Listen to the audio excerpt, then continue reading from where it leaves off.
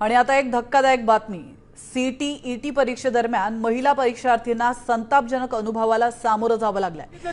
तर परीक्षा केंद्रात प्रवेशासाठी महिलांना चक्क मंगळसूत्र त्याचप्रमाणे नाकातील दागिने काढण्याची सक्ती करण्यात आली आहे। धातूचे कोणतेही साहित्य नेण्यास मनाई असल्याचं कारण देत छत्रपती संभाजीनगरमधील अनेक केंद्रांवर महिलांना अडवण्यात आलंय।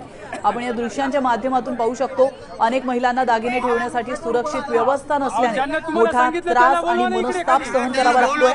काहींना नातेवाईकांकडे दागिने द्यावे लागलेत आणि ज्यांच्यासोबत नातेवाईक नाहीयेत त्यांची मात्र मोठी तारांबळ झाली। तर काही महिलांमध्ये संताप व्यक्त होतोय।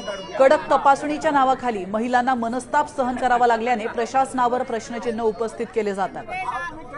जर असा कुठला नियम होता तर त्या संदर्भात आधी सूचना दिली होती का, हा देखील महत्त्वाचा विषय।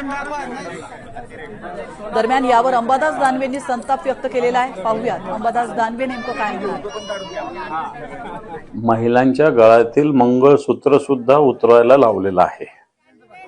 मला असं वाटतं मंगळसूत्र हे दागिना आहेच तो, पण तो काही शोचा दागिना नाही, तो सौभाग्याचं प्रतीक आहे।